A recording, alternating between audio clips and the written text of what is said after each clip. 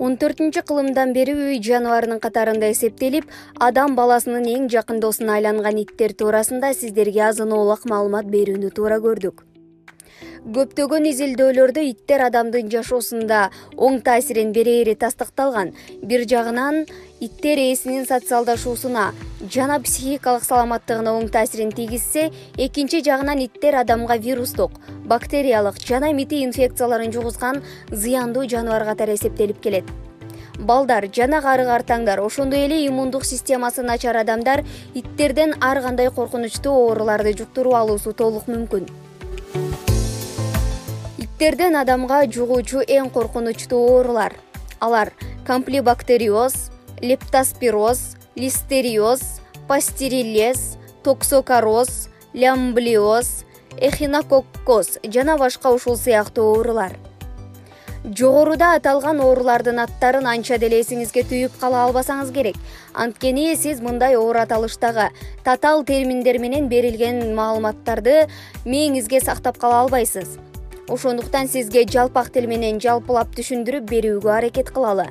Бул аталган оорулар көбүнчө иттин шилекейинен, заңынан жана тиштеп алган учурларынан адамга кан аркылуу инфекциялык жол менен өтүп кетет. Иттердин шилекейи жана заарасы сырткы чөйрөгө бактерияларды бөлүп чыгарышат.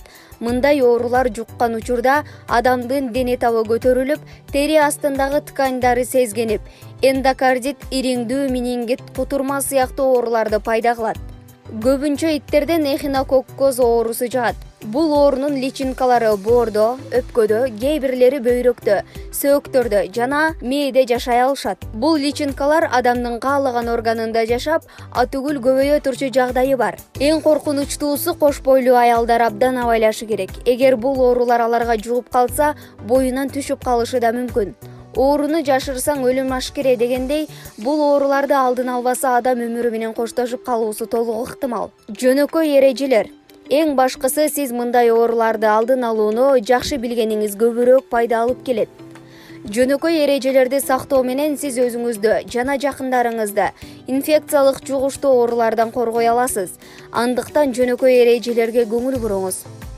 Үй жаныбарлары үчүн бардык керектүү эмдөөлөрдөн өтүүнү унутпаңыз. Итиңиздин денесинде кенелер же бүргөлөр барбы жокпу кылдаттык менен карап чыгыңыз. Эгер кене же бүргө бар экенин байкасаңыз, дароо ветеринар менен байланышып, дары-дармектерди сайдырыңыз.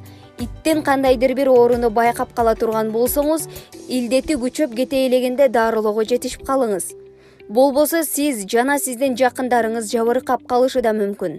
Балдарды жана үй бүлө мүчөлөрүн көчөдөгү жолбун иттер менен байланыш түзүүдөн оолак болуусун эскертиңиз. Эң негизгиси үй жаныбарларын кармагандан кийин колуңуздарды жууганды унутпаңыз.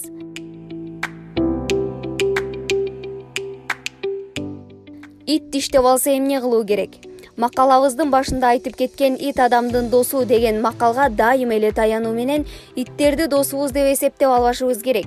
Кээде иттер ушунчалык адамга өчөшкөн душман болуп чыга келет. Кээде коркконубуздан бараткан жолубуздун багытын өзгөртүп, кыска жолду узартып айланып өткөнгө аргасызбыз. Көбүнчө иттер жазында жана күзүндө адамга кол салышат. Ошондуктан бул убакта ит тиштеп алса эмне кылуу керек деген суроого жооп табууга аракет кылып көрөлү. Ит тиштеген учурда ден соолук үчүн өтө кооптуу жагдай жаралат. Иттер жогоруда биз айтып өткөн ооруларды өз денесинде алып жүрүшү мүмкүн. Эгер сизде же жаныңыздагы адамды ит тиштеген учурда жеринен жардам көрсөтүүнүн негизги ыкмаларын билишиңиз керек. Эң биринчи кезекте иттин тиши кирип кеткен жердеги канды 2 мүнөт ичинде сыгып салуу керек. Андан кийин жаракат алган жерди спирекс менен тазалоо сунушталат. Бул инфекциянын бүт денеге жайылышын алдын алат. Жаракат алган жерге сырттан инфекция кирип кетпеш үчүн кол арчы же бинт менен өтө катуу эмес таңуу кажет. Ушул жоболорду аткаргандан соң жабырлануучу дарыгерге кайрылуусу абзел. Эгер ит тиштеген учурда жанындагы кожоюну бар болсо, эмдөөдөн өткөндүгү тууралуу документти талап кылыңыз. Кокус жолбун ит тиштеп алса, тезинен аймактык ветеринардык инспекция кызматкерлерине чалыңыз. Алар итти 10 күндөй көзөмөлгө алышат. Эгер ал ит 10 күн ичинде өлүп калса, анда кутурма оорусунун белгилери аныкталышы мүмкүн. Эми сизге ит тиштеп албаш үчүн кандай аракеттерди жасоо керектигин айтып өтөлү. Сиз көчөлөрдөн же мекемелердин алдында кабанак итке жолугуп калдыңыз дейли. Мындай кырдаалда өзүңүздү колго алуу абдан маанилүү. Эң негизгиси коркуп кыйкырбаңыз. Сиз коркконуңузду итке билдирбешиңиз керек. Мындай учурда иттердин көзүн кароо ого бетер кыжырын келтирет. Андыктан анын көзүн карабашыңыз керек. Эгерде ит жакындап калса жана балким сизге кол салуу аракетин баштаса, мүмкүн болушунча жакын жердеги подъезддерге же дүкөндөргө жашынганга аракет кылыңыз.